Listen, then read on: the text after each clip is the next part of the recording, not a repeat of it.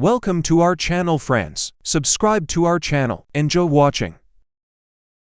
The female teacher is already tired of sending messages to the student's mother. As a result, she got angry, yelled at him, and threatened that if he didn't come to school the next day accompanied by his mother, then she would kick him out of class. Michael ran to the cemetery and wept with resentment. He was bullied by his classmates because of his appearance, as he came to school dirty and wearing torn pants. The boy was only 8 years old.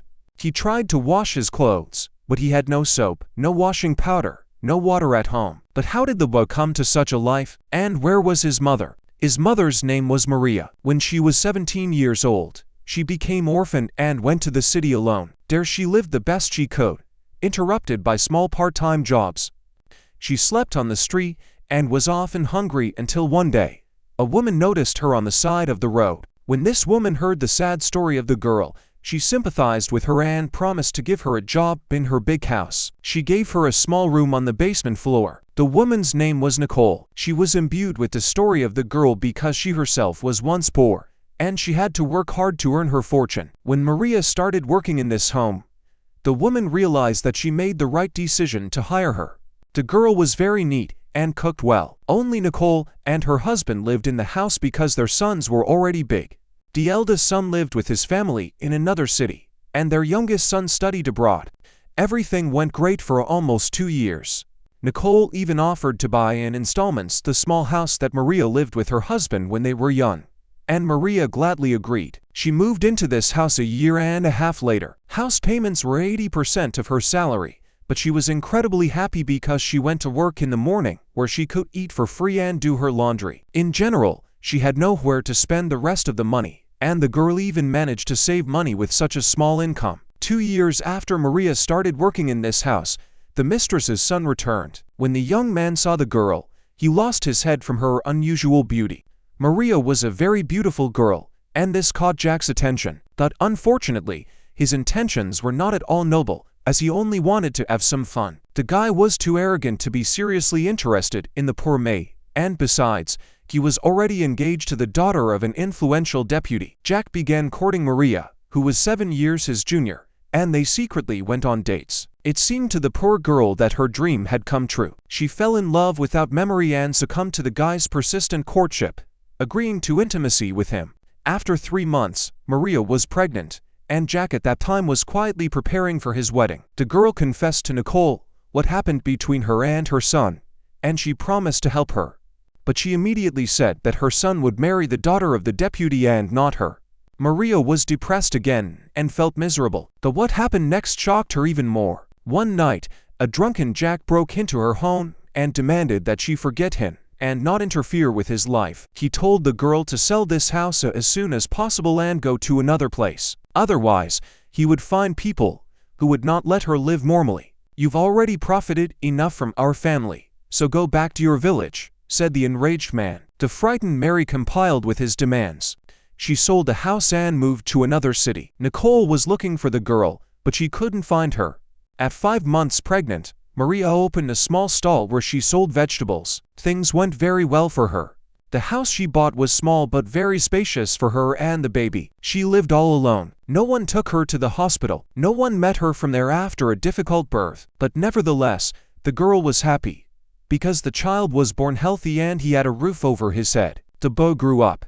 While Maria was at work, he was cared for by her friend and neighbor Karen, whom Maria became friends with when she moved to a new location. When the boy was 1 year old, Maria began to take the children to work. She also arranged for Karen to work in her vegetable stall. And in fact, the boy was almost always under the supervision of 2 mothers. A few months later, Karen's fiancé, who worked at a local bank, visited them. He advised Maria to open a savings account to secure the future of her son, and this seemed to the girl a great idea. Maria began to save money and give it to Karen's fiancé so he could put it into his savings account. At the age of 6, little Michael started going to a private school, which was very expensive. But Maria did her best to give her son the best education. Her business became very successful.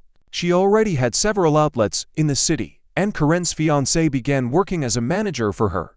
But Michael was not considered one of them at school despite the best efforts of Mary. And many parents were against the fact that the son of some female merchant studied with their children. But the female teacher who taught with Michael was a very kind woman. When she found out that Maria is a single mother who works without rest to give her son a better education, she decided to help her and ensure that the boy received a discount on tuition. As a very promising student, Maria began to save even more money for her son's future. But 6 months later, she fell ill and couldn't even get out of bed. So Karen's friend began to take care of her and the child. The girl had to deal with business and take Michael to school. Doctors couldn't understand what was the cause of the woman's illness. She suffered from severe pain in her head, and her son cried watching his mother suffer. Karen's fiancé persuaded Maria to sign a power of attorney to manage the accounts and business for herself under the pretext of facilitating work, and also in order not to disturb Maria once again. A few months later, the poor woman died, and the cause of her illness was never determined. Karen told Michael that his mother was sleeping and they would take her to some quiet place where she could rest forever. The next day, the woman was buried, and the boy was crying desperately. His nanny said he didn't need to be sad because his mother was asleep. A week later, the boy woke up alone in the house. Karen was nowhere to be found. The girl disappeared, taking with her almost all the things from the house. The only room from which nothing was missing was the boy's bedroom. The boy also found a note in the kitchen. "Dear Michael, I had to move to another city for a month because of your mom's business. Don't worry, I'll be back.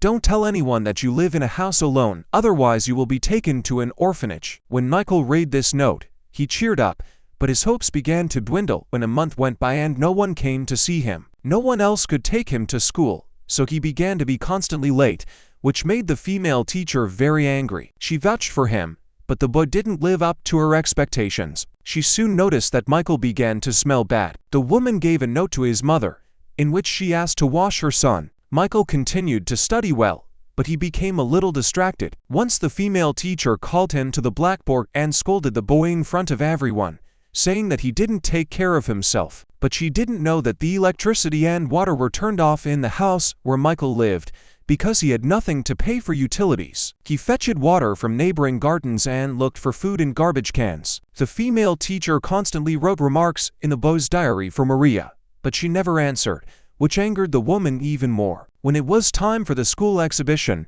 the boy couldn't submit his project because he didn't have the money for the necessary materials. "Again, you let us down. I don't need such a dirty and lazy student in my school," the female teacher said. She grabbed his hand and led him out of the classroom, and also wrote in his notebook, "Please, if you don't show up at school tomorrow, don't send your son here again. It's unacceptable in what form Michael comes to school." The boy was depressed, and he ran out of the school in tears towards the cemetery. He began to shout to his mother, "Mom, get up faster. You have already rested enough.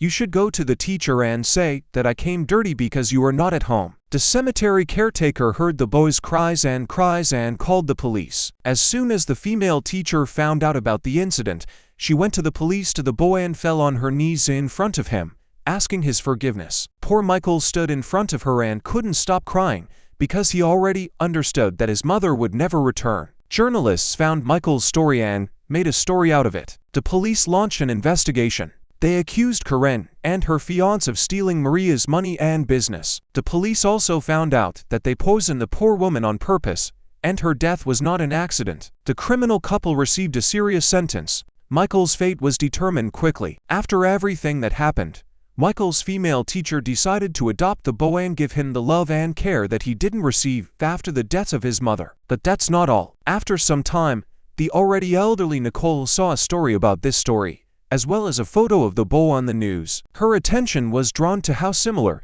he was to her son as a child. She visited Michael, and she had no doubt that the boy was her grandson. But Michael continued to live with his foster mother, and his grandmother took care of his future so he would not need anything. Michael's father Jack didn't want to communicate with his son. However, Nicole was not upset because of this, because she had long been disappointed in her son and wanted to do everything so that Michael would grow up as a different person.